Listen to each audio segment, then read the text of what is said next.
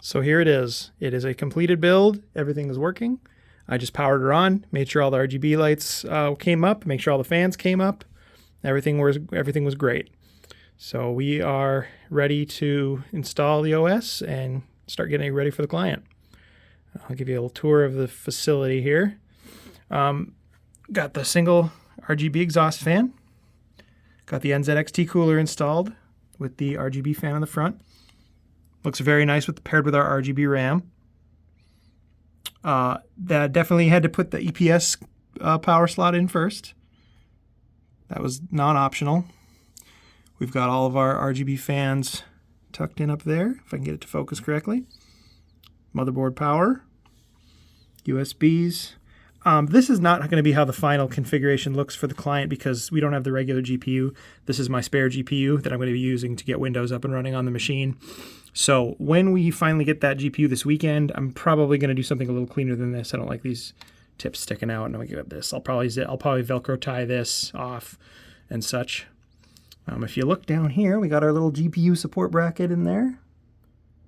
It's a nice little feature they included in this. You don't have to buy your own GPU support bracket. Very good in our current environment of heavy cards with a lot of anti-sag. Big 180 mil fan up front.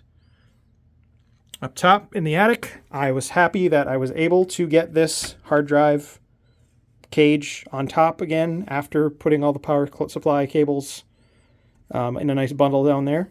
So that was awesome. Corsair power supply.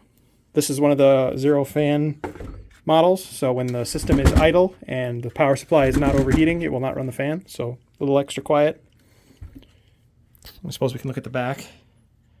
One thing that I like about this case is Fractal gave you these power supply, or these AC power cord Velcro ties, so you can have those to secure your power cord down to the bottom so you don't have that sticking out of the top.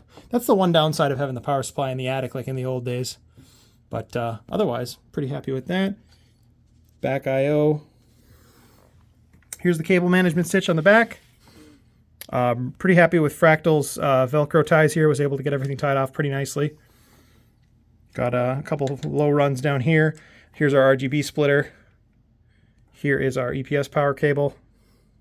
One thing I did for the client, just in case they eventually want to add some drives, I have a loose SATA cable here, and I did not bundle off the SATA power adapter. So all they need to do is, if they want to add a hard drive, they can plug it in right there.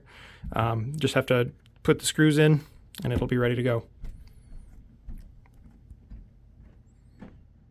So yeah, oh, I got to clean this up a little bit. I'm going to cut this. That's a good reminder. They do have the option of installing 2.5-inch drives back here. So there's some future expansion options there as well. So that's going to be a wrap on our ITX system. And now we wait for tomorrow to hopefully get our fan extension cables, and then we'll finish off the thermal take. So we'll see you tomorrow.